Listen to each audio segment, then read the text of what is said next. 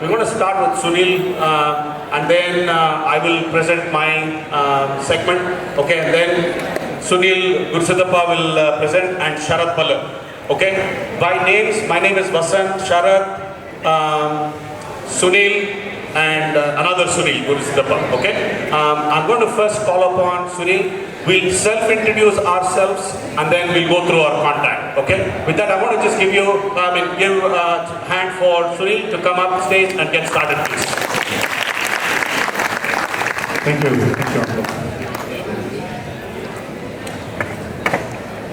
Excellent.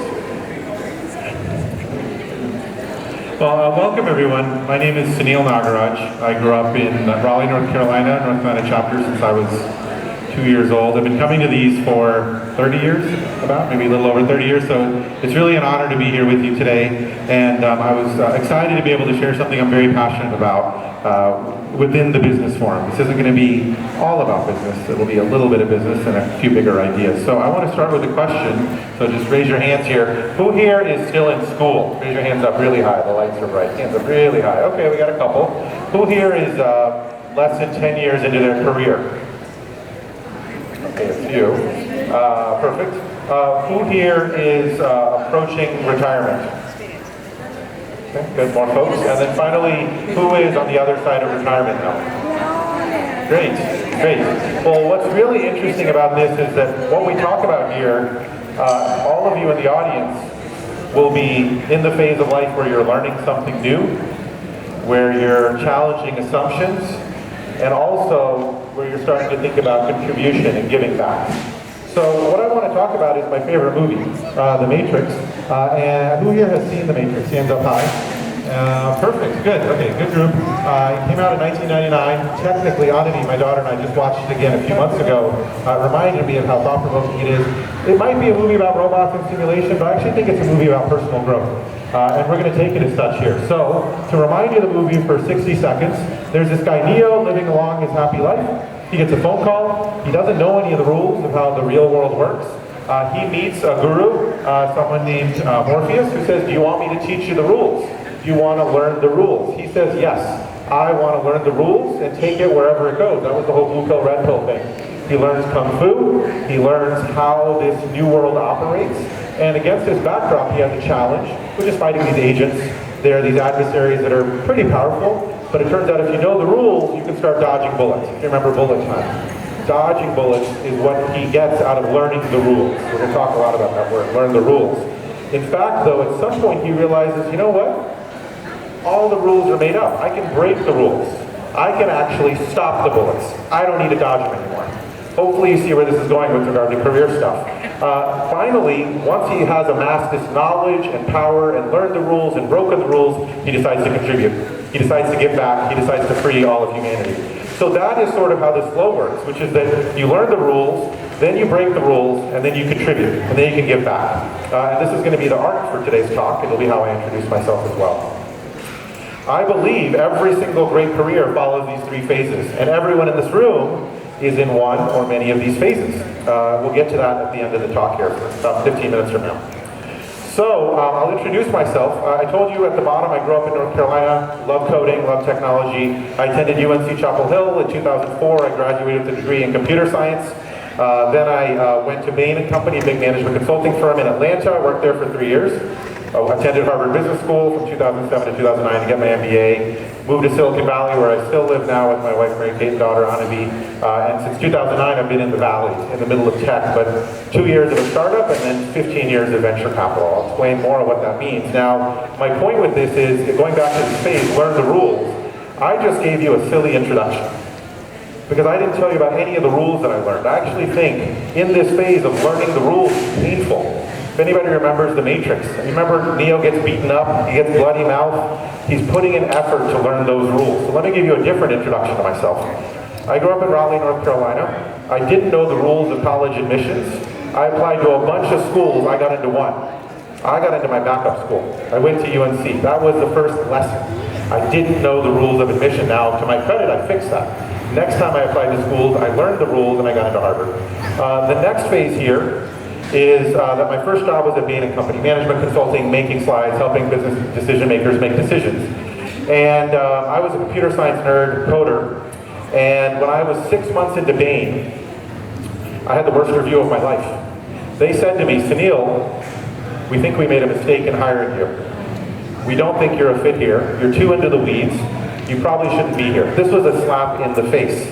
I didn't know the rules of Bain & Company. I didn't know the rules of being a business person. It shook me up more than I've ever been shaken up in my life. And what I did was, I learned the rules, I put a ton of energy into it, fixed things, and even got a promotion at Bain & Company. But this was the second sort of learning the rules. You have to build that muscle memory, you have to sweat to learn the rules. This part of the talk, by the way, is for the young people. If anyone in this audience under the age of 30 talks about work-life balance, you're not allowed to anymore. This is the phase where you're investing and you're learning the rules. You're getting smacked around, but you come out stronger. The last example, I told you I did a startup in my beautiful intro. The real intro is, I had $20,000 in my bank account when I started. My co-founder quit the day that we were supposed to launch the company. I lived on a mattress in a tiny apartment. I would go 3 weeks without leaving the apartment. I had 5 people working with me. We raised venture capital, and then we failed. I put my heart and soul and savings into something, and I failed because I didn't know the rules of startups. So that was another big X. I've learned the rules and then transitioned that into a career in venture capital. But again, this first phase, just like Neo, learning how do you do the kung fu was where this came together. So now I'll tell you a little bit about venture capital, what I do now, the rules. Again, venture capital, the premise is that some companies will grow from being worth 0 to $1 billion in like 2 or 3 years. It's weird. There's a small number of companies. In fact, it's so small, a lot of my job is finding investments. I will personally meet about 1,000 companies this year for 30 minutes. I'll get really excited about 10 of them and I'll invest for 2 or 3. So when you pitch a venture capitalist, you have a 0.1%, 1 out of 1,000 chance of getting money. Now that might seem like a good number. Wow, I've got venture capital, I'm going to be off to the races. It turns out that's not true. I'll get to that in a second. The other half of my job, relating to contribution, is I coach these companies, I help them with growth in this venture capital mindset. And it's quite fun, but the key here is that while I spend all year trying to find 2 perfect companies, you might think like most of those companies will be successful. So out of 20 companies, maybe 15 will be successful. Or you might think 10 will be successful, or 5 will be successful. It turns out if 1 out of 20 of those investments I make is successful, I will be one of the best venture capitalists in the world. I'm only telling you this because it's a different rule set, right? Getting a good grade in med school is very different than launching a startup, which is very different than running a venture capital firm. You have to change the rule set along the way here. So again, 1 out of 20 investments being a winner. My own background, I've been doing this for a very long time, 15 years. I'm one of the best track records in the industry, generating $80 billion in market cap, helping to seed many of the companies on stage here. But the key here is it's because I learned the rules along the way. Now some implications here are, in this early phase, yes, listen to your parents. Yes, work like crazy. Yes, you will get beaten up in that early part of your career. You cannot go to the next phase until you do this first phase. But once you do that, then you can think about breaking the rules. So breaking the rules, for me, at 18, 20, 25 years old, I assumed that everything works the way it does because somebody smart thought about it. We have stoplights because someone thought stoplights were a good idea. We have airbags because someone thought airbags were a good idea. We work in offices and we sit on chairs because that's a good idea. Someone thought about it. I love this quote so much that I had it up on my wall for many years. It's from Steve Jobs. I'll read it here. When you grow up, you tend to get told that the world is the way that it is, and your life is just to live inside the world. Try not to bash into the walls too much. Save a little money, but life can be broader when you discover one simple fact. Everything you call life was made up by people no smarter than you. My favorite Steve Jobs quote. Everything you call life was made up by people no smarter than you. You can change it, you can influence it, and the most important thing is you can shake off this silly notion that life is there and you're just going to live in it. This is about breaking the rules. Don't break the rules until you learn the rules, but once you decide to break the rules, then what you can do is have this mental shift. Learn the rules was about listening to your parents.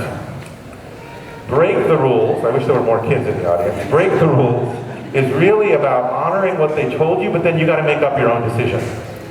Every single person in this room at some point outgrew your parents' advice. You outgrew your professor's advice. You outgrew your boss's advice. You become Neo, and you realize you can stop the bullets. You try something crazy, you push the limits. So for me, what that was with Ubiquity Ventures, I told you I was at a large venture capital firm from 2011 to 2017, Ubiquity Bessemer Venture Partners. There, it was the way a venture capital is supposed to be designed. 5 guys in a room, fancy wood offices, we do 100-page memos. I threw all of that away. I said I'm going to break all of those rules, and instead I'm going to have one person. Ubiquity is a one-person VC firm. I don't have an office. I don't write memos. We lead with our heart. We invest in a nerdy way. I just gave you a nerd hat if you want to lift it up. Yep. It's the only firm in the world like this. We manage now about $250 million, invested in 50 companies, and we do it differently. We broke the rules, and it's working incredibly well. So for me, this is sort of our next check-in here is, once you learn the rules, then break the rules. But don't break the rules in a way that's silly or sloppy. You have to be very careful and surgical and precise about which rules you're going to break. I think I can break the speed limit because of this. I don't think I need an office because of this. Everyone else gets a subspecialty in ear, nose, and throat, and I'm going to go this direction instead. I'm going to be a traveling doctor. But changing it up, once you know the rules, I think is important to having a lucrative and rich life. The last part of the puzzle here is about contribution. We're doing great on time. With regard to contribution, I love Tony Robbins stuff. I think it's another source, just like Vasanth, great knowledge. He'll often say happiness, the key to happiness is growth. And why do we need to grow? We grow so we have more to give. I love this idea. We're meant to grow so we have more to give. This is one of the 5 thoughts running through my mind all the time. And as I was walking in the hallway down to the kids' competition room, I saw this vachana of what avail a tree unless it offers shade. How is a tree useful unless it gives you shade? How is money useful unless you have charity? How is a cow useful unless it gives you milk? Give, give, give. There's no point to having stuff. You can master something, learn the rules, break the rules, but it's very unsatisfying unless you share it, unless you teach it, unless you contribute along the way. So, with regard to contribution though, I've talked to a lot of people, rich, poor, successful, early in their careers, and most folks fall into this trap that once I blank, then I will. Has anyone said this? Once I get promoted, then I will. Once I get that house, then I will. Once my kids go to college, then I will. Once I make $1 million, then I'll donate. Once I have a little more time, then I'll mentor those kids. And this is a complete and utter trap. This is one of my favorite quotes. I have this on my wall. You never really arrive. You merely join the next club as its most junior member. What does that mean? It means you save up and you buy a house. You're excited about moving into your house. You're doing the puja, and then you find out you have the smallest house in that neighborhood. You save up, you buy the fancy car. Well, actually, you got the entry-level Mercedes, not the real Mercedes. So it is a trap. It is a treadmill. Watch out. You need to contribute even when it feels uncomfortable. It never, ever, ever feels like the right time. And contribute, let's be clear, it can mean many things. It could be spending more time with your children. It can be volunteering nearby. It can be donating money. It can be mentoring a colleague at work. There's all sorts of ways to contribute, and it's an important part of the puzzle. So this is sort of the whole set here as I think about learning, breaking the rules, and contributing, and some of the tips. And for me, I think this ties to 2 Virshava principles, Kayakave Kailasa, about work is worship. Work your butt off, and that is the point of it all, is to build mastery. And then once you have that, then you can engage in dasa and contribute however that is meaningful to you.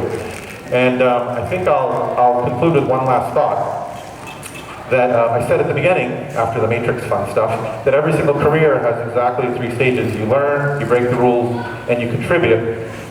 For me, if I could leave you with one idea, is don't get stuck in just one phase. Learning, learning, learning, learning, or earning, earning, earning, earning, or just in the contribution phase. I think the key to a rich life, and what I found personally, is having a foot in each stage, in each phase, regardless of what age you are. If you're in retirement, you're still learning, you're still breaking the rules, you're growing. If you're a kid, you're 15 years old, you can still contribute. You don't have to wait. And I think that's a really powerful thing. So here's my email address. I would love it if folks would reach out. My blog has more stuff and thoughts like this. And thank you again for letting me speak.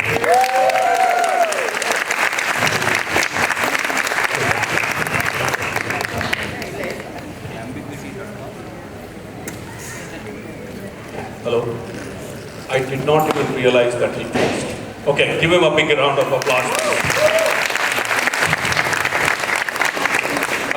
For the audio people, I might get very excited, so lower my volume if I get excited. If I suddenly become too low, you can pump it up. Okay, more or so, I'm going to be very excited. Okay, this is very exciting. I'm going to get started. My name is Vasanth, and I'm going to share my experience. This is Anubhava Mandapa in a way that I've gone through this in my life. And it's very important in America that you know what retirement is. Don't worry, I'm not going to bore you like in many other sessions, but this is kind of very realistic. It will come and hit you so fast, you'll be surprised, you know. I still think I'm like 17, 18, 50 plus, okay? So 20, 30 years, it's just going to go like this. Financial planning, I hated that word, okay? Financial planning, retirement, these are all things that I thought, you know, people just said it for making money out of me. No. I think when you start realizing this is when you do 50 plus. Now you're closer to your retirement, you may not have enough funds, and you're wondering what you're going to do. What I really liked out about this, whether youth are there or not, because there's a competing Anubhava Mandapa on the other side, you know, with youth. Mothers are the best people who can actually tell their children, I'm so glad that all you mothers are there. I want you to go and talk about this in their free time. You know the mood that they're going to be in and when they're going to listen to you. Okay? Now, sharing knowledge. I'm going to do some analogy with Baswana's Vachanas and all that. Work is worship. Go get work first. Kayakave Kailasa. Yes, you can create your own Kailasa as long as you have a job. You have to go get a job. Why do you have to do that? Because you need it for yourself, your food, your children. You'll start thinking about so many things for which money is the one thing. Otherwise, you will have mental health issues. Trust me, you're going to feel so low. You don't even want to socialize with many people because you start getting that sense of thing that, you know what, I may not be able to do it.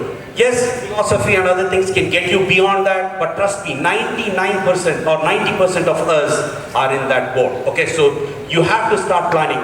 Young parents, okay, start thinking of how well you can utilize your time to start working towards some of this so that you really have time to spend with your children when they're going to college. You'll start feeling the last 6 months of my daughter before going to college. You're going to start feeling those things. And don't be a pressure at that time to say, oh my God, I have lost a lot of time. Time is very important. And all you moms, you have to talk to people, your children, about things like this, and also spread this word around. Okay, don't keep it to yourself. I think Sunil and many of us have said, many other people on this stage have said, give it back. There's no point in holding it.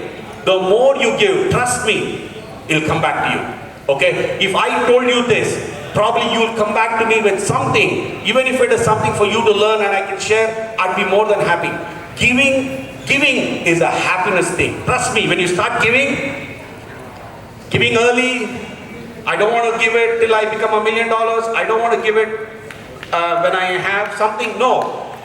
You will start feeling good when you have even given a $2 for somebody who's standing on the lights. Trust me, you're going to start feeling.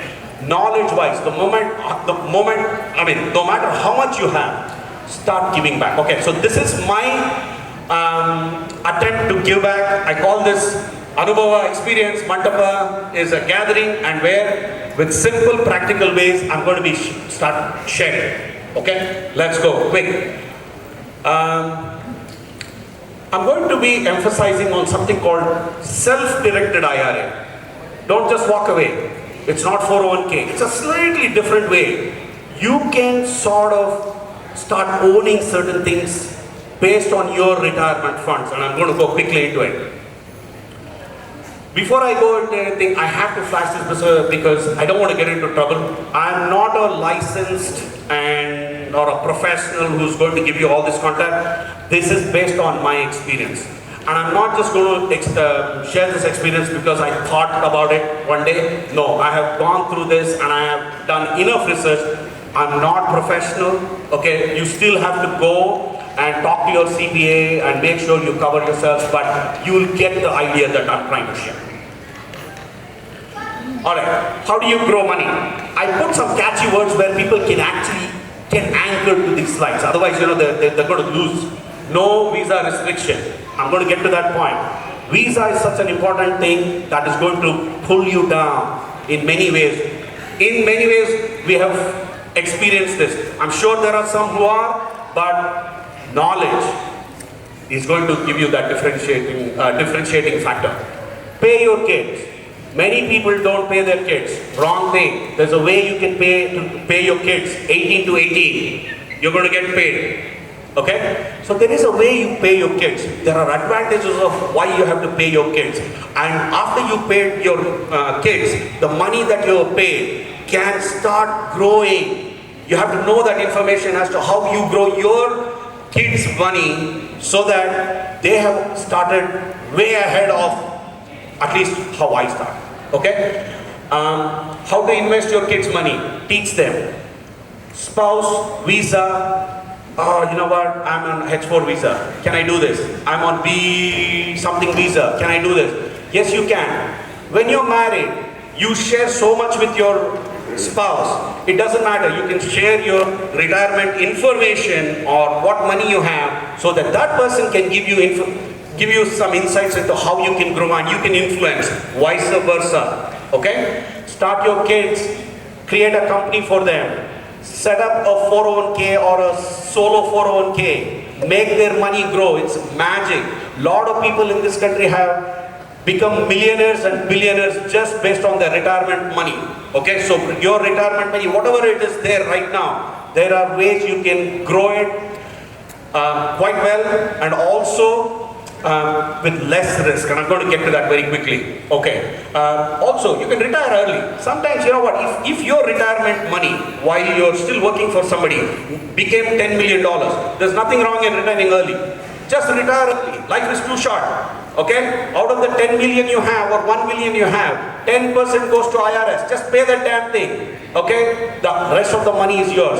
Then you know how much of money you still may have to pay taxes to live off that money, grow off that money, or if you even got smarter, even that 1 million, you may not even have to pay tax throughout your life. That 10% penalty is a penalty. Just think of it as you paid to IRS and you're done. Alright, how do you do all this? We'll go into the subsequent slides. Fund your vacation. Sometimes, we're all restricted ourselves. We think, we're going to do vacations after 60 plus. No. Your retirement money, pay the damn 10% penalty. Go for a retirement because it's worth it today than 20 years from now. I want to go to Mount Everest. I don't think I'll do it after I'm 65, 70. But I'm 35. If I can expense a little bit out of my retirement, I can do it. But use your judgment. My volume is okay? Yeah. Okay.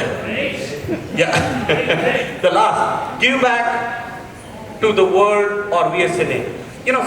Philanthropy. What is this? I think I've made enough money. I know I have enough.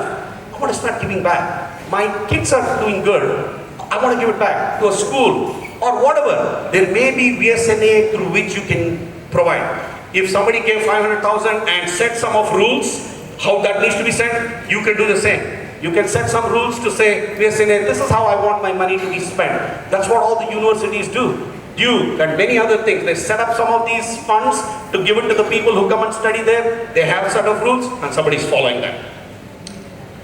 Alright. Passively, okay, become a businesswoman or a woman with your 401k. 401k is a term, I know most of you know it, but I still want to tell you this. It is a construct of retirement.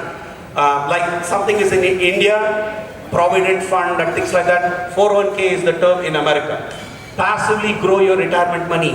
What is passive? You still have a job, but you can still make money out of your retirement. I know there are ways you are making it grow right now using mutual funds and other things. But how about I tell you how other ways you can grow your money? Okay? Funds in your retirement account. That is the capital. You don't have to go out of your savings. You may not have a savings. I did not have savings for a very long time. But I knew that my retirement account had the money. I did not know how to use this as the capital and I'll give it to you. Okay? Meaning, not the money, information. Growth free. Okay? There's a concept called Roth. We'll get into it. I don't think I have enough time to go into that. Just remember this four letters, Roth. There's a way you can grow money tax deferred, meaning you think you're not getting taxed right now, but trust me, when you're retired, the more you pull money out of it, God knows what the taxation rate will be, you still have to pull it out. I mean, you have to pay. So Roth is a way that you pay upfront a little bit and you grow that multiple folds and never have to pay a single dime back. Okay, we'll get into those.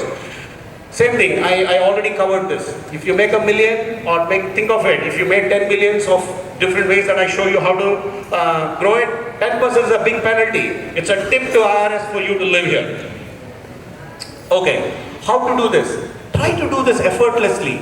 Keep your job. Let others do the job. Let others do the work for you. There's negligible risk. How? Keyword. There are first lien positions. If you have somebody managing money and if you can put a lien on that so that you're securing this money, that is the way to go. Okay? Tax-free growth, which is the Roth part. Growth tax deferred. Traditional IRAs. Your 401ks are taxed later. I just want you to know, that's why I put in that. Compound the growth. Your mutual fund is managed by somebody else. Here, you are that fund manager. Okay, whatever knowledge you have now and you acquire over the next few years, put that into action, compound the growth. Build millions, never pay tax, Roth, again. Build an excellent retirement income, enjoy life. What does that mean? Enjoy life early. You don't have to, somebody made this rule, 64, 65 and a half. Don't wait till then. If you made enough money, start enjoying life. You never know, I may not even hit 65. Okay, self-directed IRA. Now I'm coming to the subject and I'll go quickly, okay? It is more or less like an IRA. You can self-direct it. IRA is nothing but an individual retirement account. And I added this thing called real estate. Why?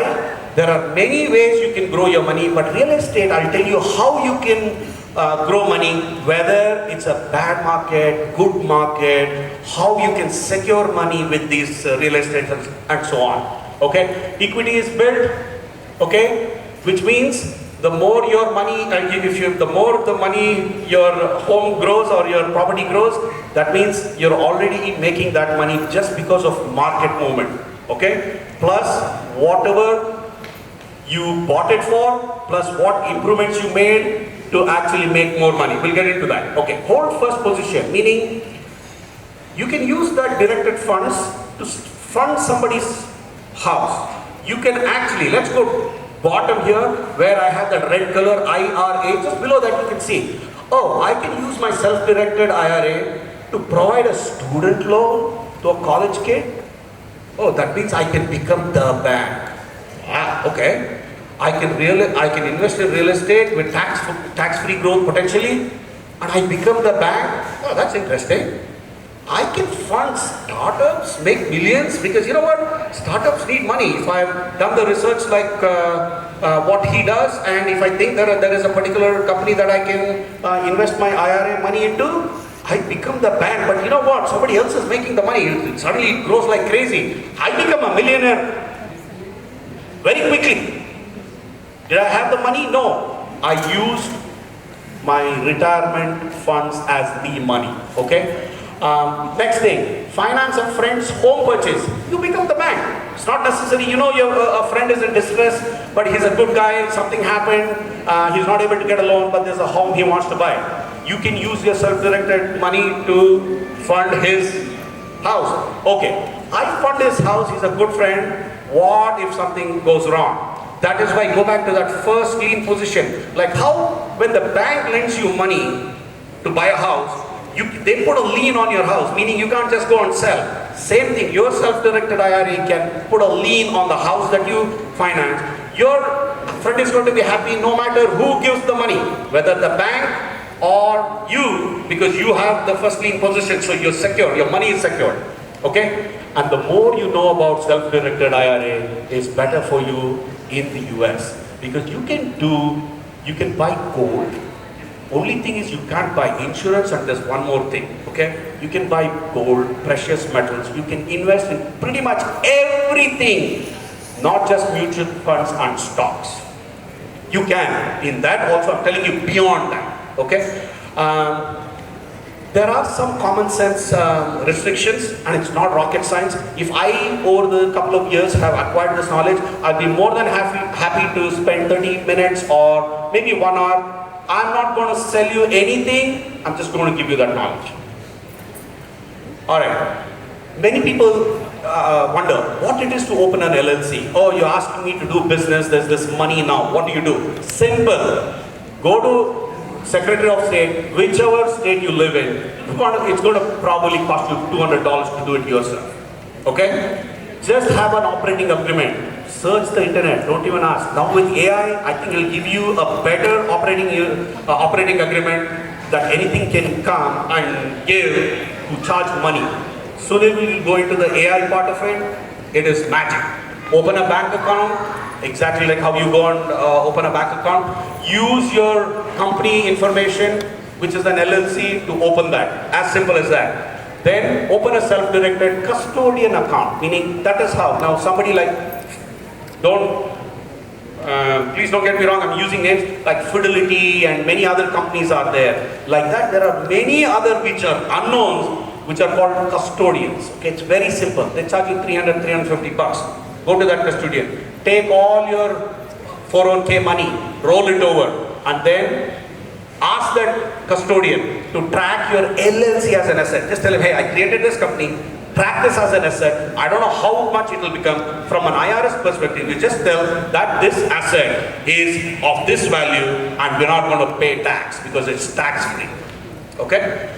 Now, I'm at the last third point from the bottom. Now you have created a checkbook LLC, which means it is so easy as to just write a check towards whatever investments you want to make, and that's it. So if somebody wants to buy a car, my friend's daughter wants a car, and for some reasons he comes and says, hey, uncle, you know what, my dad's not giving you money, but I can pay you over the next 2 years with so much interest. I'm going to just sign a check and give it to her. She can buy her a car, and I'm sure she's going to repay. We'll have a small agreement in between. Okay? All right. Start investing in real estate, gold, providing loans, promissory notes, no matter what. You can think of many, many things you can do so.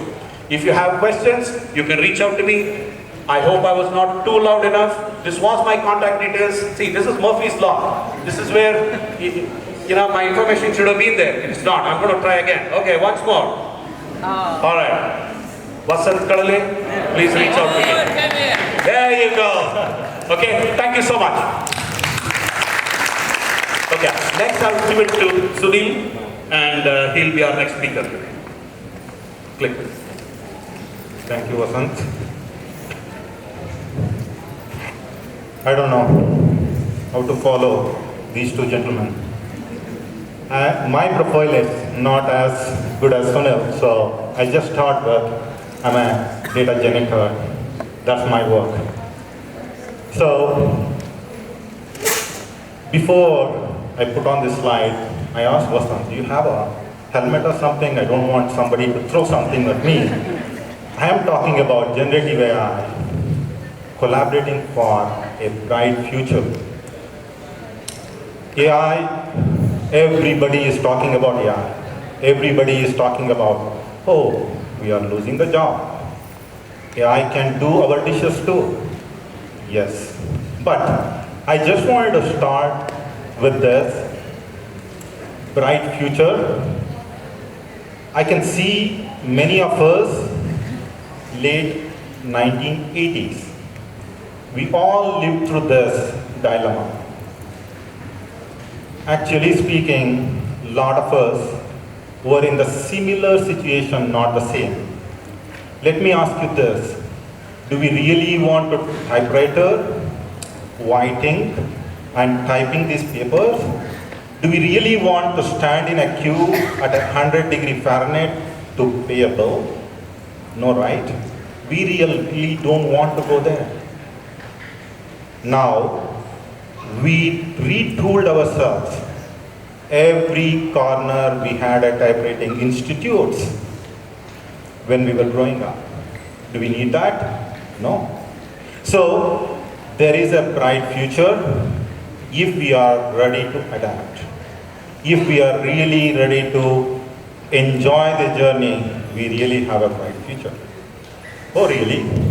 Let's see. I know I am interacting with many people.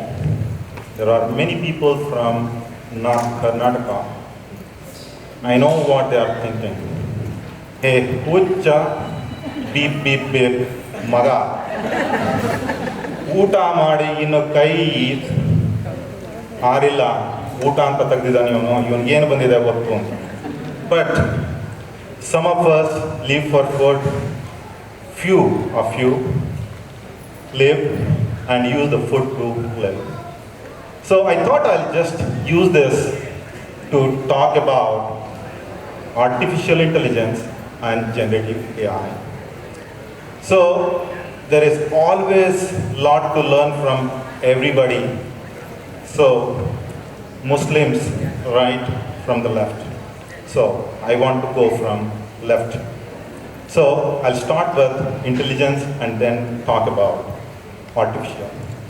So to the end of intelligence, if some guests are coming to our house, I'll call Uma auntie, or if Shashaka is here, Shashaka, Arjayaka, I'll ask, how many cup of rice should I cook? So they'll ask, how many people are coming? Are they coming directly to your home? Are they coming after a BSNA function? Or are they coming from after a hike? They ask, what else are you cooking? Sweets? Chapatis? How many palya? They also ask, how many adults? How many kids? Then they'll say like, Sunil, 2 cups of rice is enough. Do you think they learned this overnight? They had so much of chitrana with the leftover rice, rotis with the leftover rice, many sweet dishes from the leftover rice.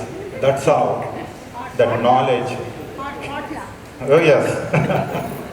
So that's how that intelligence came into, and that's how they are teaching us how to apply that to take that example of cooking a rice.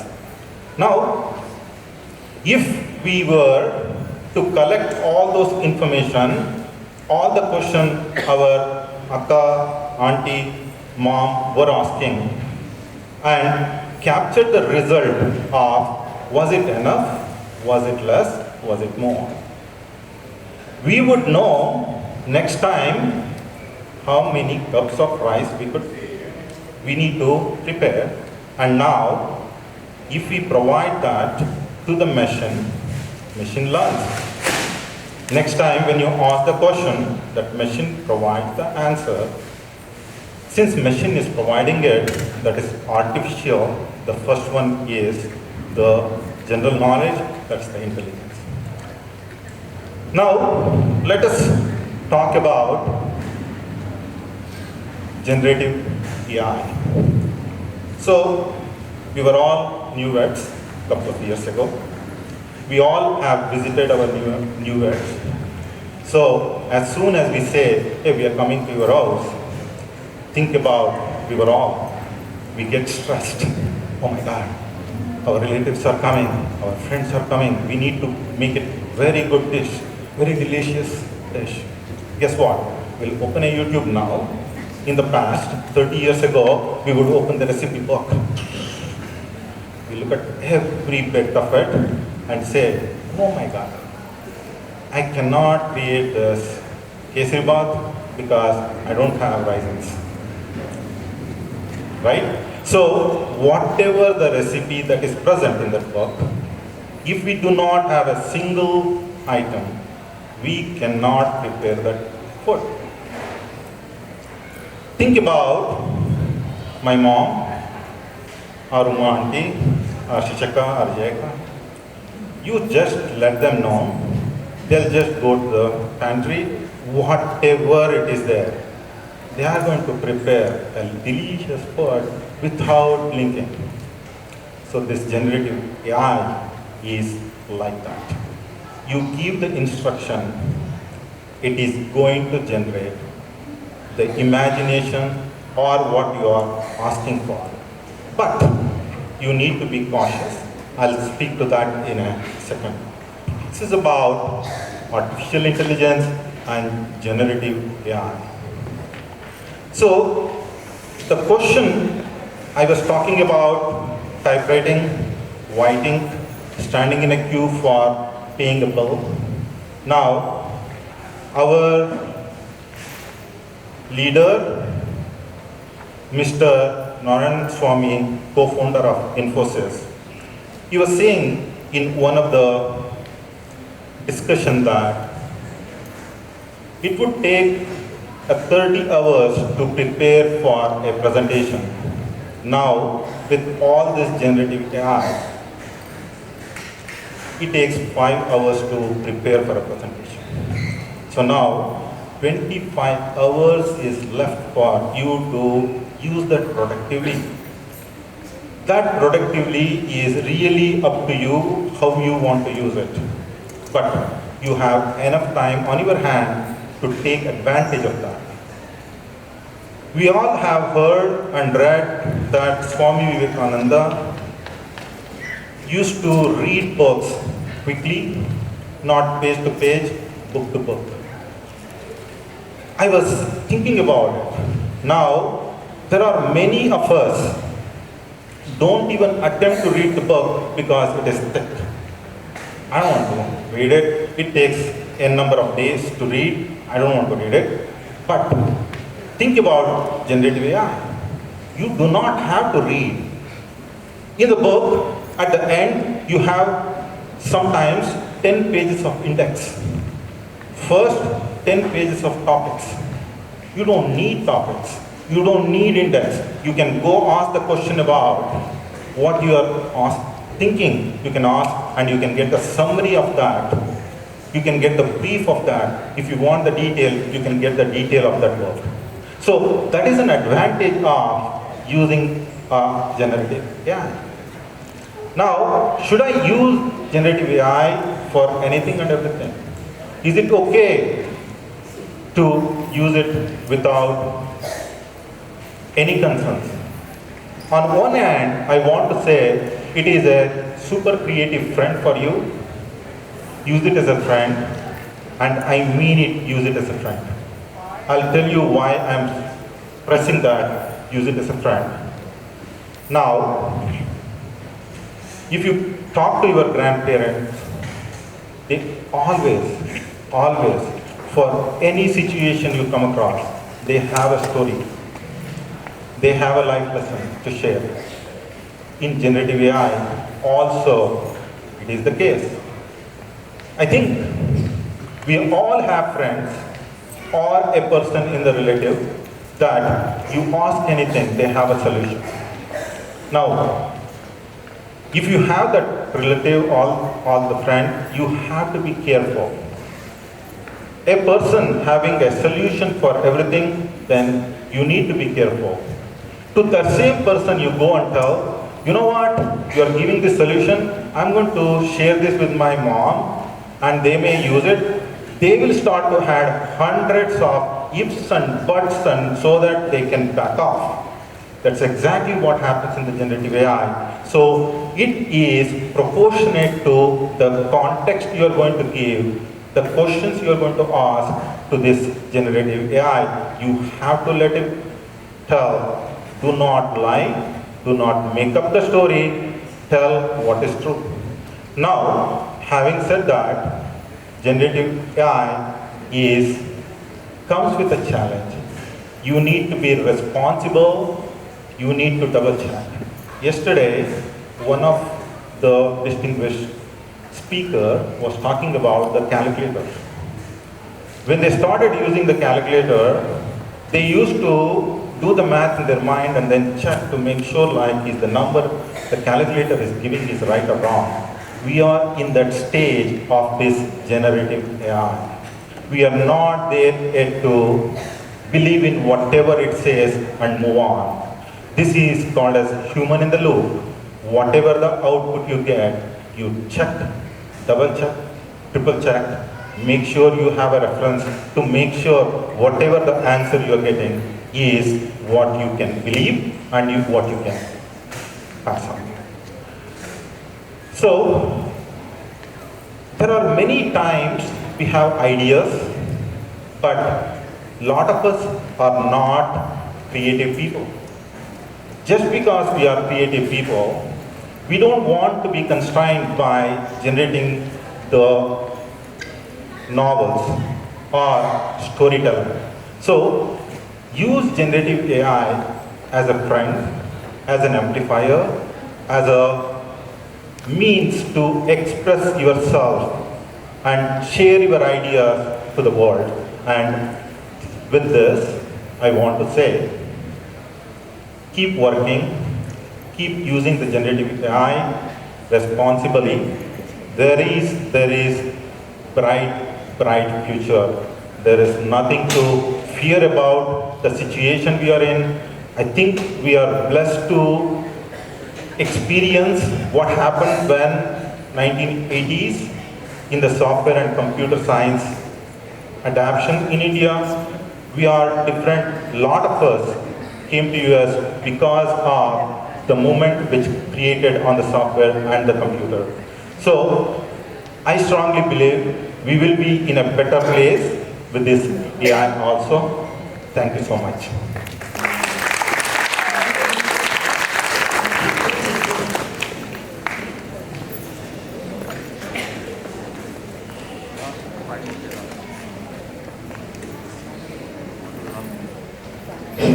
Thank you so much, Sunil.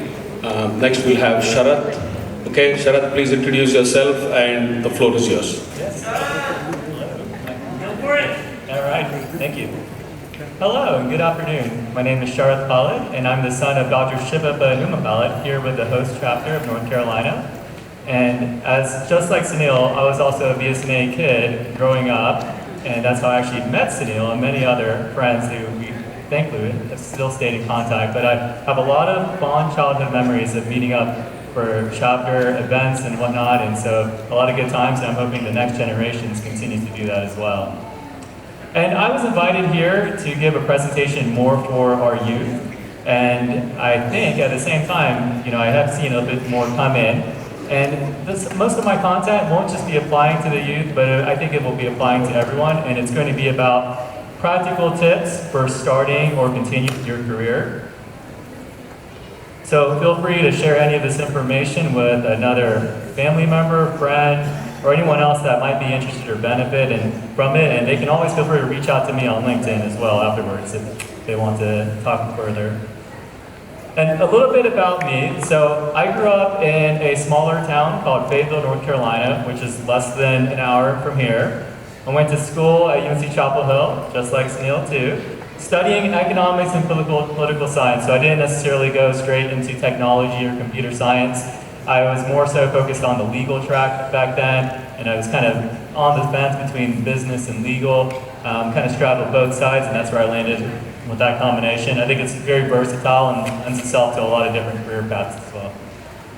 And I've actually, ever since graduating from UNC Chapel Hill, I've been living in Charlotte, and that's where I started my career as a consultant with Accenture, mainly working with clients in the financial services space. And most of my projects there were focused on supporting banks after they buy another bank or merge. They have post-integration or post-merger integration needs. So I've kind of come in with a consulting team to help them assess integration strategy and technology transformation efforts. And after a handful of years of working as a consultant, just like a lot of people in the consulting world, they get pulled over to the client space, and that was the same that happened to me. And that's exactly why I moved over to Bank of America, where I'm still at today. And I started there as a project manager in liquidity risk management, which is kind of a big deal after the last major financial crisis. A lot of the major banks need to clean up their financial statements and improve how much reserves and money they needed to set aside in the time of a downturn for the economy. So I think it's still very top of mind in the banking world. And then after being a project manager, most of my time at Bank of America has been as a quantitative finance analyst, where I run a small team focused on performance testing for the bank's commercial credit models. And so it's kind of the in-between role for doing quantitative analytics, financial risk management, statistical analysis, and also working with business units to redesign new financial models to help improve the way we do lending for our clients. And for the agenda today, again, since we're going to be talking about starting or continuing your career, or even enhancing your career, I have a few key topics in mind. First, the first thing you need to do is obviously search for a job. So find what you can do that will give you value and reward you and at the same time allow you to help a company or organization to achieve its mission.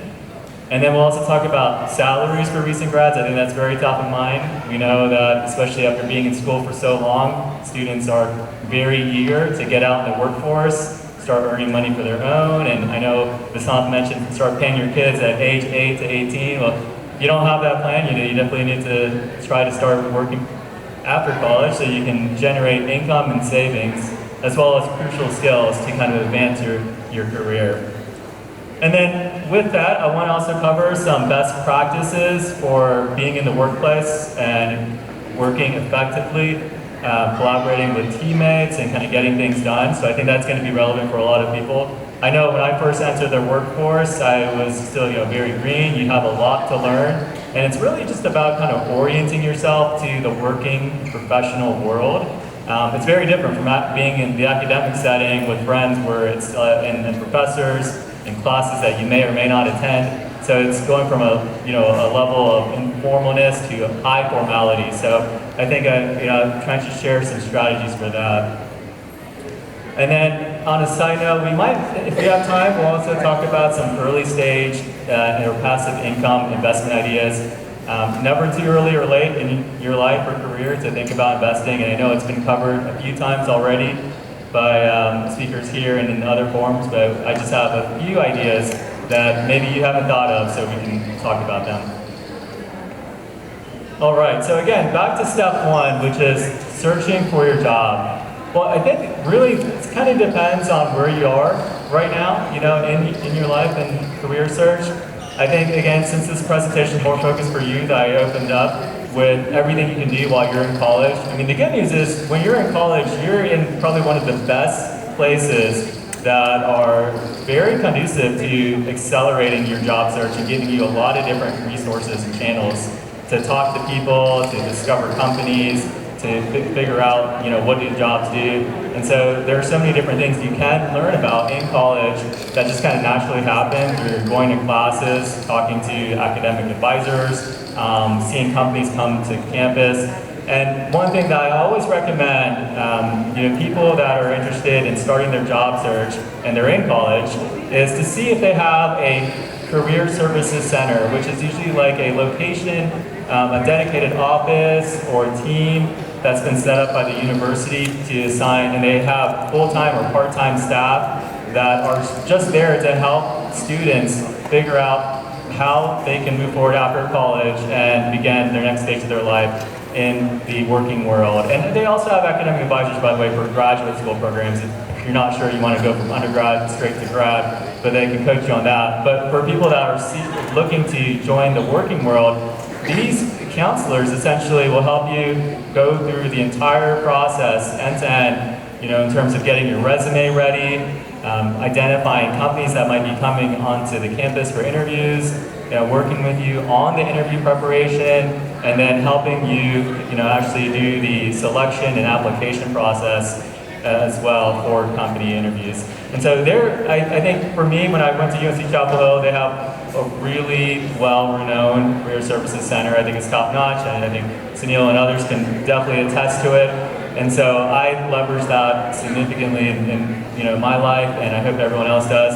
And one thing I want to mention is that you don't have to necessarily go in person, especially if you're pretty shy or you're not sure about what you're going to do immediately after college.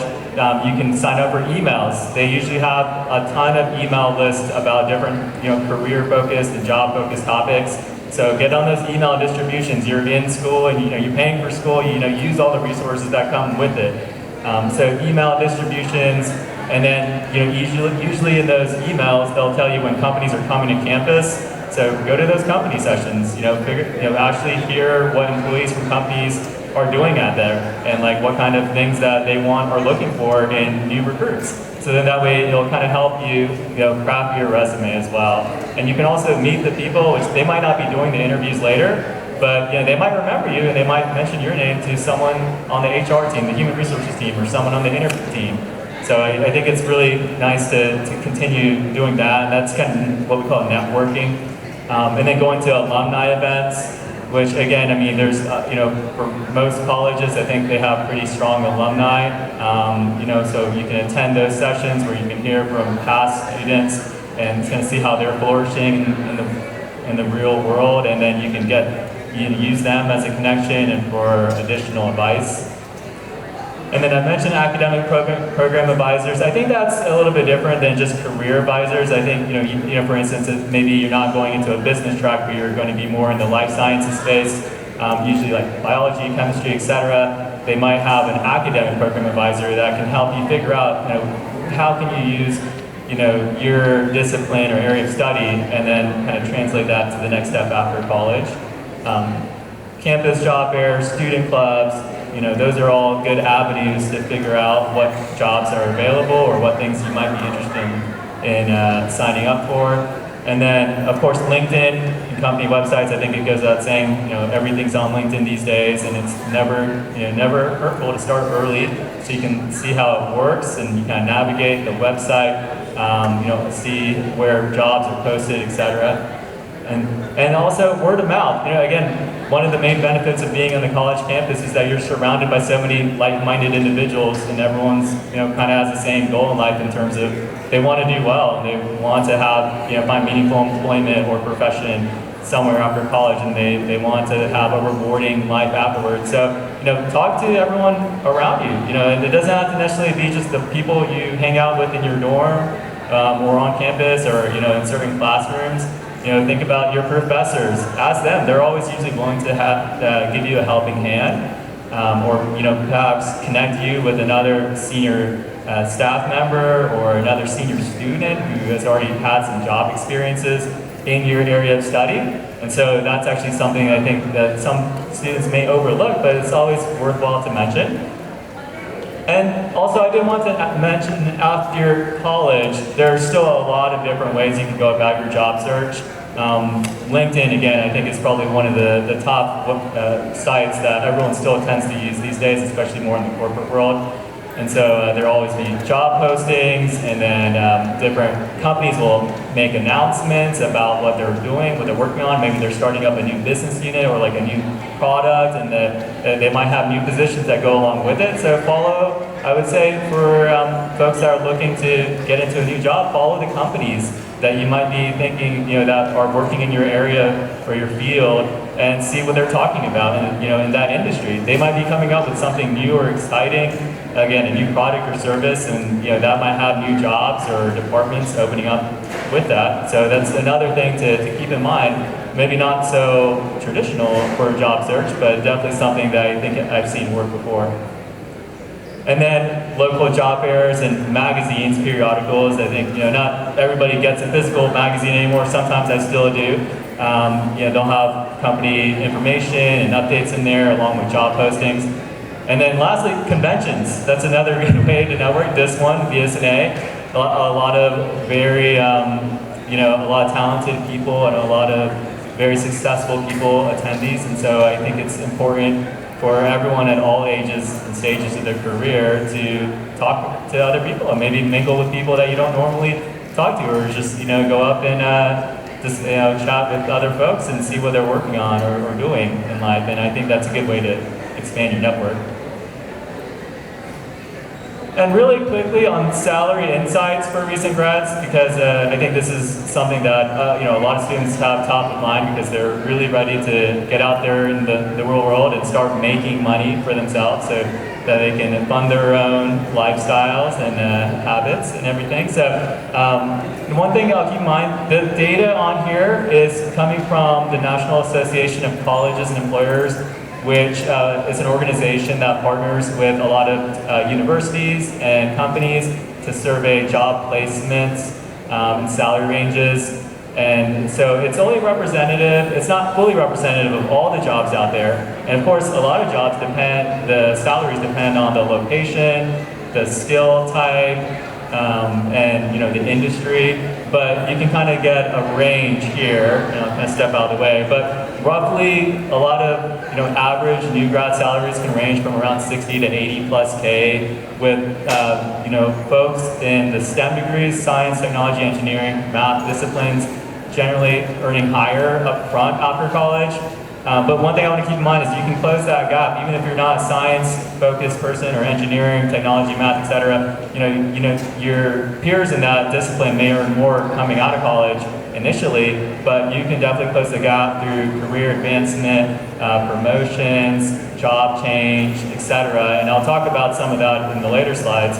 But that's just something to consider. But for now, a lot of the technical, high-skilled, entry-level jobs are in these disciplines, which are rightfully so paying more because companies are demanding that talent. So they have, they're putting a lot more resources in that at the moment. But also, and again, I think I actually talked to some youth yesterday with Sunil and another person here, and some of them were telling me it's still a very difficult job market out there, which I know. I mean, I also hire a lot of people in my company at Bank of America, and I hear the horror stories that kids have to apply to 100, 200, 300 plus job openings just to hear back maybe even 5 to 10. Callbacks or interview placements, and I'll say it definitely has gotten harder in the last handful plus years. It's maybe there's more people. There's I think also the expectations for pay are increasing from the incoming candidates, so maybe that's causing some compression of available positions. But also we have other kind of major shifts happening in the economy, right? Like there's a lot of right now we have a lot of uncertainty around the economy and geopolitical situation. Corporate budgets are finally starting to tighten after a period of 5 to 10 years of increasing budgets and expanding corporations. I think the U.S. particularly has been in such a high period of growth for the past decade. We're starting to see that kind of narrow a little bit. And then obviously we talked about AI. There's a tremendous amount of pressure, especially on a lot of corporations and traditional corporate industry sectors where we're just being squeezed by AI and productivity. So basically workers are being asked to do more with less. I think you always hear about that, or more with the same resources. And so company leaders are asking their staff to use AI and other technologies to do more. And so because of that, I think that's also maybe decreasing a little bit of new positions. But the good thing is that the National Association of Colleges and Employers that came up with this sample survey and the salary results have indicated that year over year, the entry-level salaries are generally increasing around 5 to 10%, which is good for the sake of inflation and just to keep up with the rising cost of living. But the number of positions that companies are hiring for has remained flat. So I think that competitiveness in the market is still going to stay there for some time. And one thing I also want to keep in mind, and please share this with everyone, the first job that you have after college, or your current job if you're in one now, doesn't have to define you. It doesn't have to be your end game.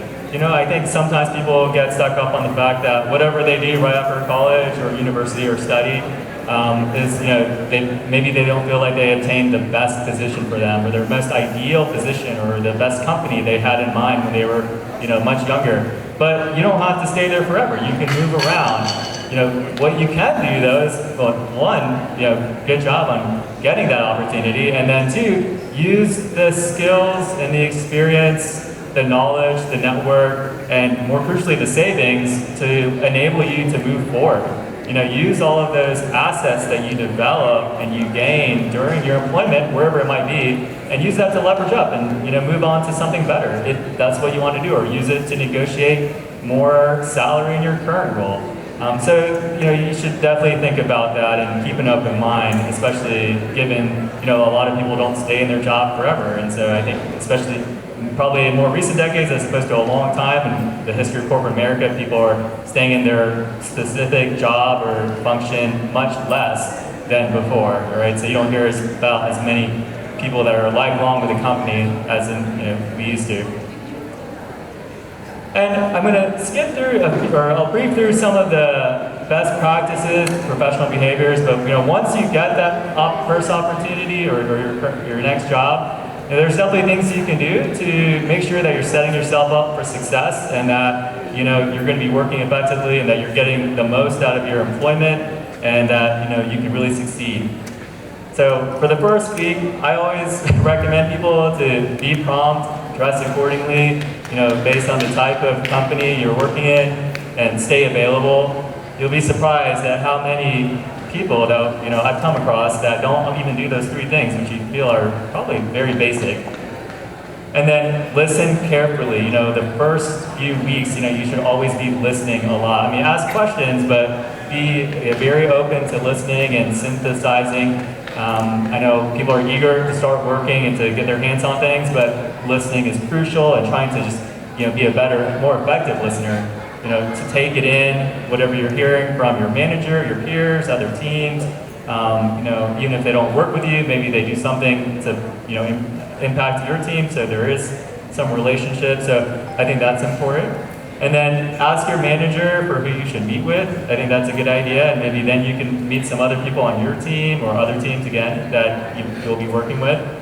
And another big thing is that, especially at larger companies and organizations, they always have a lot of self-help resources because they're really large and they hire a lot of people, and there's a lot of turnover sometimes. So they have to set up centralized resources so that people can help themselves. So there's probably company portals, which are internal websites where they have links to all the useful information, like human resources, self-learning, pay, your pay stubs, and everything like that. So look around for internal websites, look and ask your manager for key other websites that maybe they use as a team, so that you can start pouring through those websites and see documents and work that they've done, so you can build more understanding of your team, because you're going to be working with them, and like it or not, you're going to be spending 8 to 9 plus hours a day for a long time with them, so you're going to get very close, and so you should understand what everyone's doing on the team too.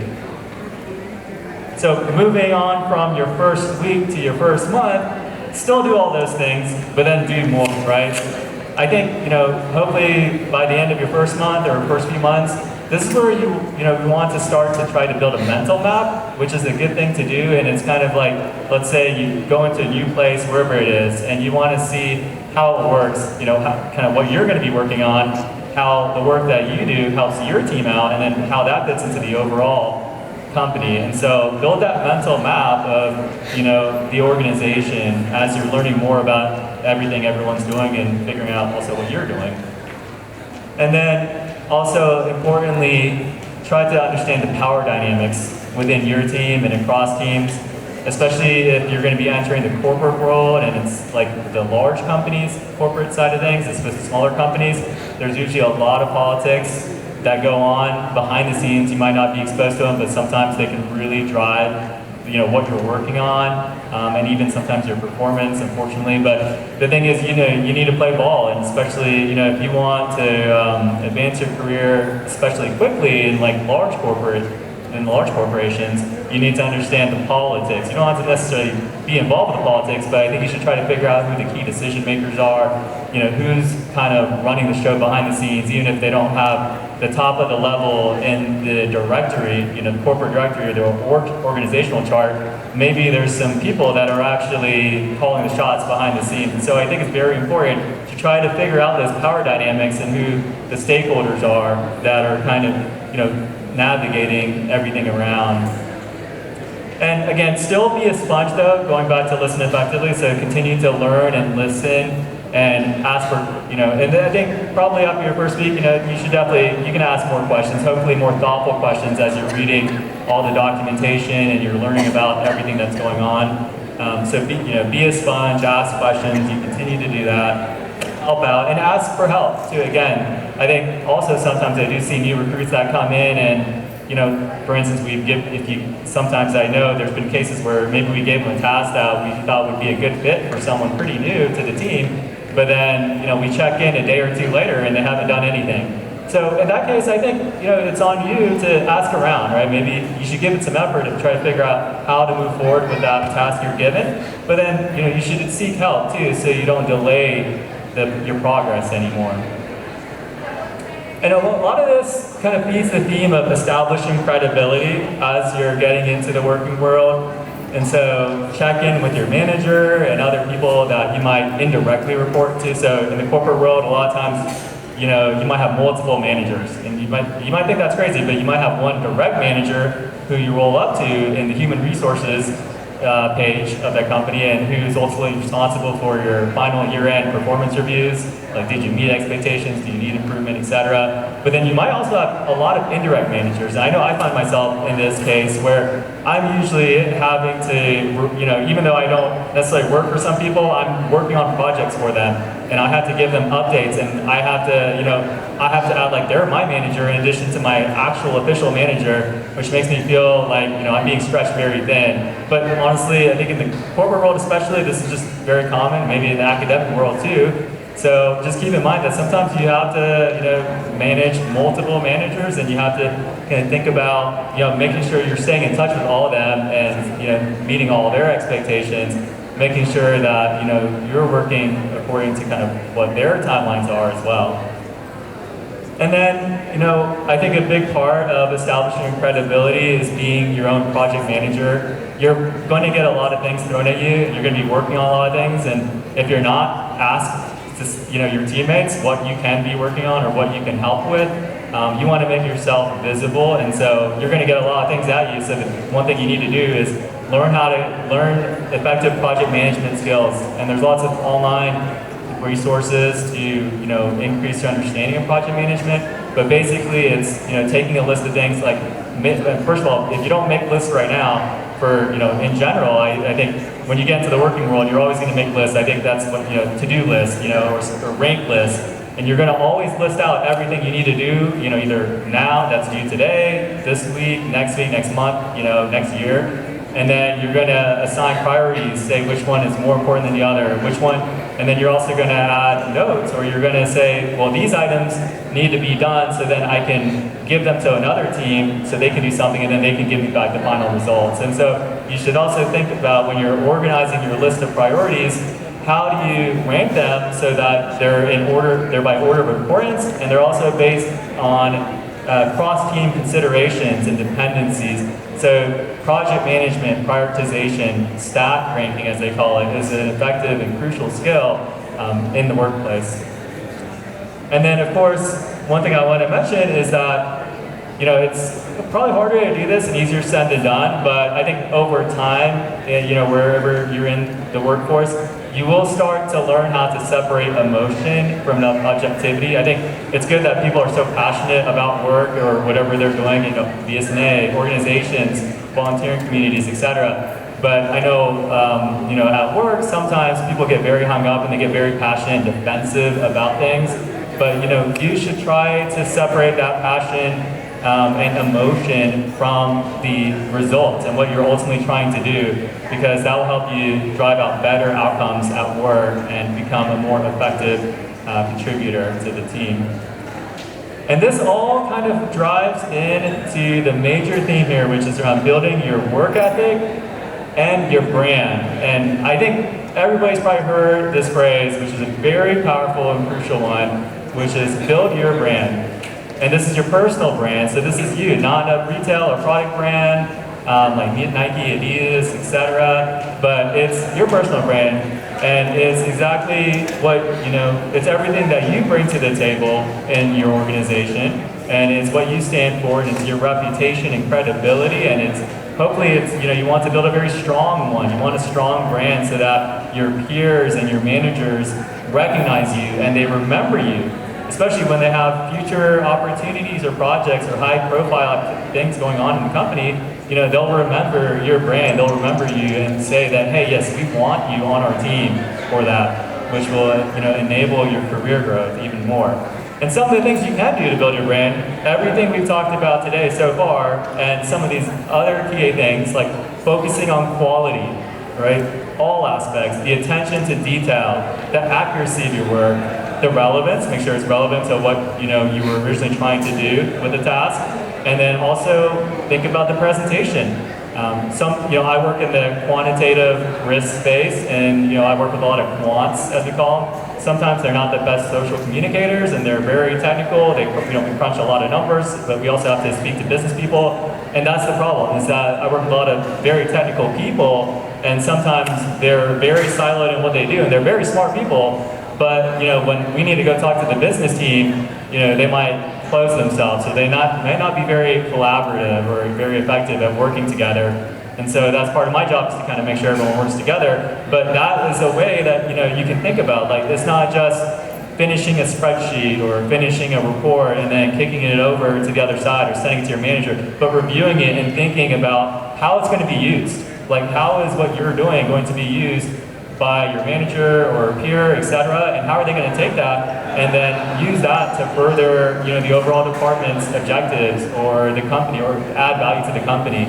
So think about quality in everything you do, and have a strong reputation for being a strong performer, for being dependable, reliable, and adaptive. I think right now, in the age of AI and high-tech software available to everyone, and plus those things I mentioned earlier about the economic pressures that are going on, we need to be adaptable. Think priorities can change very quickly, especially in companies, large companies, because of all the politics. Sometimes the project you're working on can shift focus very fast, so you need to be adaptive. You need to stay persistent and just be open-minded about, moving on to the next task. Maybe one's not finished, but you might have to let it go and focus on the next one. But continuing to do well in whatever you do and whatever you're working on is very important regardless of it. And keep others updated so they're always aware of what you're doing. I think sometimes people might get too comfortable and then kind of lose track of keeping in touch with their managers, but that's another big important point there. And then developing your network.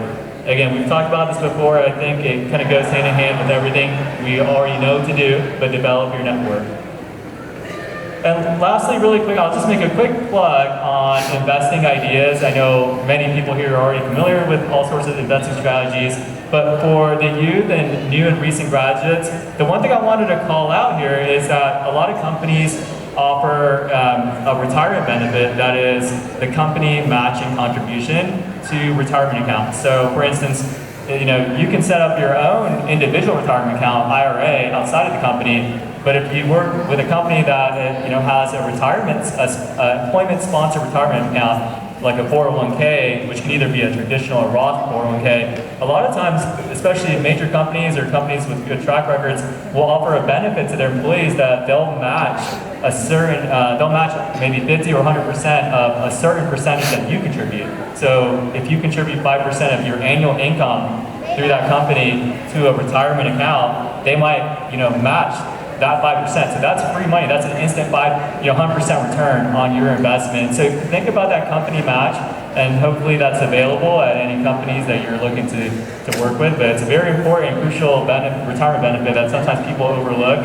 And again, with investing, the earlier you do it, the better. You can still do it later in life, but because of the power of compounding returns, it's important to start investing as early as possible, especially in stock markets and things like that. But there's other investing ideas here that are more focused on passive income. I would say real estate can sometimes be a passive income, but it requires a lot more sophistication and sometimes local market knowledge and things like that, and a lot of startup time too. So, but with that, I'm going to go ahead and stop it there. Again, I'm available to chat afterwards, and feel free to pass this information to someone else that might benefit from it, and they can always reach out to me on LinkedIn or email too. So, thank you for listening, and I really appreciate it. Thank you, Sharath. Okay, very quickly, we want to use this forum for future discussions as well. Don't think this is the end of it. If you want us to be answering questions, please feel free to reach out to us. We'll be more than happy to help you. not just today, tomorrow, maybe throughout the next year or so until we meet for the next convention. I thank each one of you for spending your time. I would like to give Jyoti Shirhatti the mic. She has a few things to share and then we'll wrap up. The next thing that's coming is the health forum, which may be of interest to you. I think that's back on the main stage or something like that. I'll let Jyoti Tumkur give you that information, and then I'd like to give it to Jyoti Shirhatti after that. Thank you. For attending this wealth forum. Thanks to Sunil Nagaraj, to Sharath, as well as to Sunil Gursuttappa, Vasanth K. We learned a lot more about investment, financial